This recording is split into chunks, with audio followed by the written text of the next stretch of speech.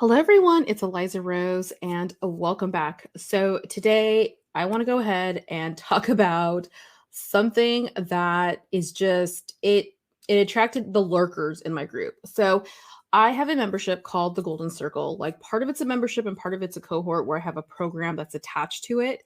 And I typically once a month I'll have something that I call a storming thread. Well, I ask people questions, what are your signs? And we really try to solve their biggest like business problems in the context of a particular sign in their chart.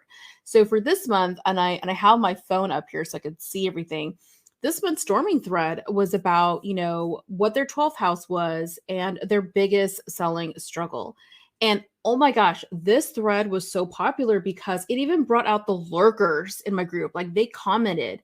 And so this is telling me that selling is a really a hot button issue that a lot of my members have. So if they're having it, and these are goldies that I'm very 100% positive that my audience, my community, that's not part of the Golden Circle, are experiencing the same problems as well. So I wanted to go ahead and put together a little bit of like some insight of like what you can do, what is your 12th house, how it helps you in business, and how it ultimately can help you with with your sales if you're struggling to actually, sell.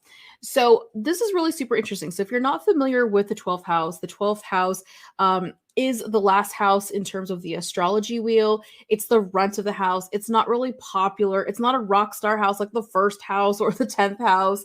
It's kind of just like there. And it's really due. I've always felt this way, and I've always talked about this. It's really due for a rebrand and to be modernized. Okay. The sixth house traditionally had been known for, slaves and, your illnesses or sicknesses you're going to have.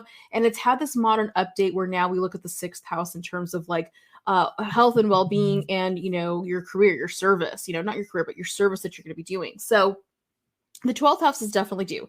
So the 12th house is historically known for being the house of your undoing, the house of secrets. And it's very dramatic, which of course we're totally all living for, right? But it's just, it's a really misunderstood house. Now, it's also associated with the sign of Pisces, which is the last sign of the zodiac. And there's a lot of things about this house that is very much, misunderstood and just, has weird connotations to it. With Pisces energy, it's just secrets. It could be even the house of karma. There's just a lot of things about the 12th house. So for me, in the context, when I look at the 5 signs of success based on my framework, the 12th house shows you potential power that you have that you really need to look at dead in the eye to access so that you can really fully express or take advantage of the gifts and the potential of the first house of your ascendant, of your rising sign. Now, I personally use the Placidus house system when I calculate what sign sits on the cusp of the 12th house, but you may use something else if you're well versed in that. But I just wanted to go ahead and real quick, put that caveat in there. Okay. And so the 12th house, I love me some 12th house. The 12th house doesn't, yes, it can show you what your secrets and your undoing, but I really feel that it's more of like the secrets that can help you undo yourself to express your best potential, like I was saying about that first house. It shows you what you need to overcome so you can get what you want, so you can fulfill your purpose and your destiny, if you will. So, for example, if you have a Leo sitting on that 12th house cusp, Leo is the sign of our ego. It's the sign that wants a spotlight on it. It's the sign that says, hey, look what I could do. Check out my accomplishment. Aren't I great?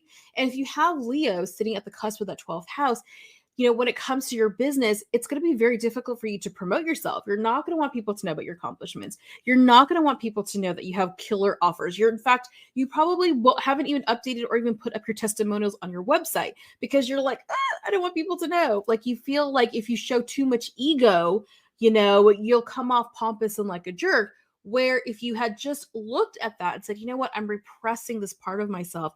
I'm repressing the healthy part of my ego that, encourages me, that has the confidence to say, you know what, I get results from my clients and I should brag about this. I should promote, I should tell people that my services work, that that I've worked with people and they've given me testimonials because I'm really good at what I do. right? So, that's what happens. Like, for example, if you had a Leo on your 12th house cusp. So, as you can see, when you're looking at maybe what you're hiding, it's really giving you clear clues on like, hey, you need to bring a little more of that out there. Let's just say, for example, that you have a Libra in your 12th house cusp, and Libra energy tends to be one where it is a cardinal sign though. So it loves to tell people what to do in a very loving way because it's very social. It's like, hey, I can help you. Like it's like the original Oprah, it's like, let me help you. I feel like Libra is like the original life coach of the signs. It's like, hey, let me help you. Here's how you can live your best life. Here's how you can feel really good about yourself. Here's how to, tap into the natural expression of abundance. Here's how everyone can thrive together. Okay, here's where we can bring social justice. Here's where we can balance the scales. Don't work-life balance. Like I swear Libra's invented that. And so if it's in your 12th house cusp, you could be like, oh, I don't want to tell people what to do. You yourself could be out of balance with your work-life balance, or your spiritual and practical life balance, whatever the two, the things that can tend to fight with each other in your life, or you could be really naturally repressing the nice things that you have in life. You don't want people to know how abundant your life is. You maybe don't want to share with people how feminine and how much you luxury and take care of yourself, or that you stress the importance of surrounding yourself with beautiful things, wonderful things that bring you joy. Like you're scared to share that. Libra energy has a natural lifestyle element to it, and it's branding. And so if you have that Libra in your 12th house, it's like, wait a minute. If you share with people and you show them, hey, by approaching your life or your work this way, you too can have it all. You can have that perfect balance of working and, having purpose-driven work, while at the same time, relaxing and enjoying the fruits of your labor from that work. Or you could be both practical and magical. Maybe you have something of that out there. And the thing is, you need to bring that out and show it to your customers and your clients so that they're like, yes, you're the person whose advice I need to listen to. So as you can see, just from those two examples, how huge of an impact your 12th house could make when it comes to your sales, when it comes to you feeling comfortable promoting your offers or promoting your brand. Super, super important. Okay.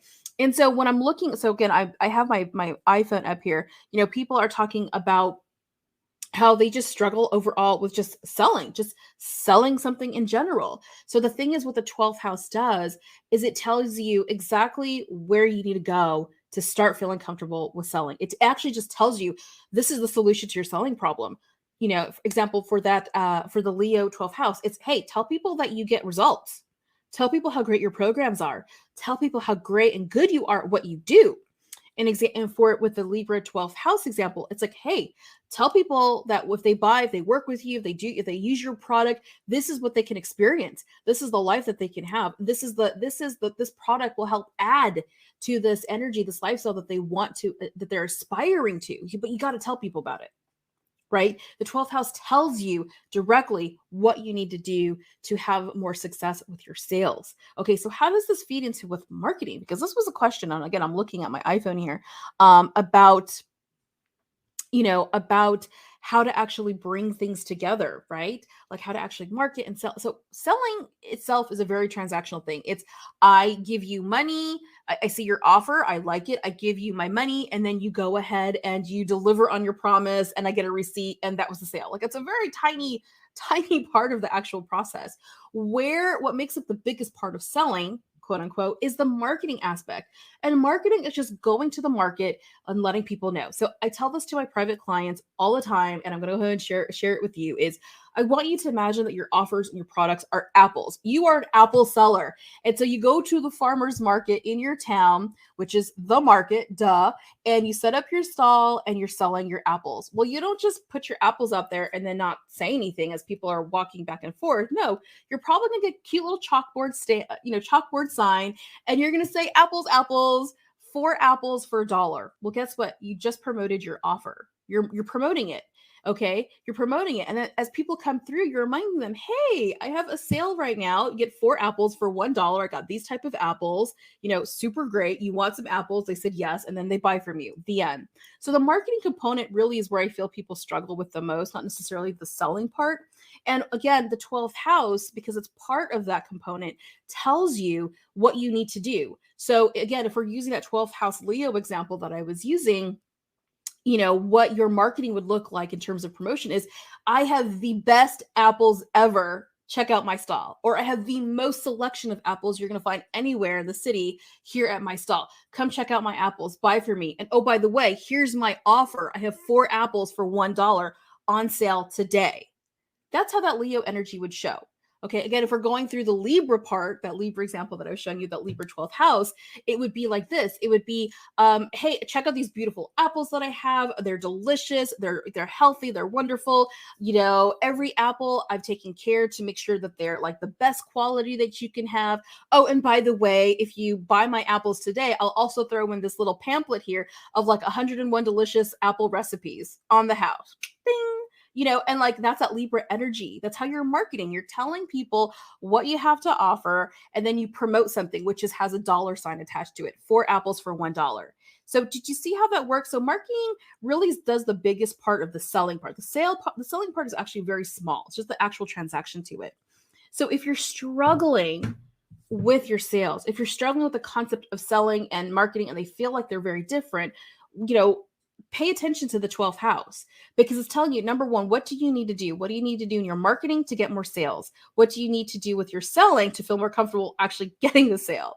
Okay. So it tells you. And I'm going to link some blog posts that I have. They're free resources on my blog about your 12th house, of what you could actually do, like where to get the framework, where to get the context of how to use your 12th house. And I also provide information on how to discover what house is actually sitting on the cusp on your wheel there. So you know what sign is in your 12th house. So selling and marketing really doesn't have to be hard. It is actually very, very super simple. We just make things complicated because it's new, it's scary, it feels very awkward to tell people that we have something wonderful and amazing that we can share and that we're selling. So, for our livelihood, whether it's our skills or talent, experience, or product or experience that we put together. Okay. So that is it for today. I hope this really helped clear some things up. I hope it's given you some insight on how you can make your selling process so much more easier. And if you have any questions, let me know. And please make sure to like, thumbs up, and give me a 5-star rating, depending on wherever you listen to this. Okay.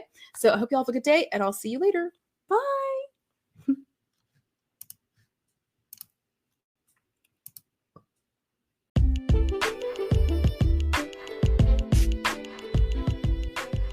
Well, that wraps it up for today's episode.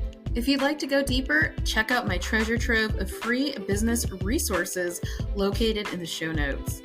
If you receive value from today's episode, or if you have feedback, please reach out to me on Instagram at Business Mystic. Remember to subscribe to my podcast and leave a 5-star rating or review, because this really helps other business owners discover my content. Thanks for listening, and I'll talk to you soon.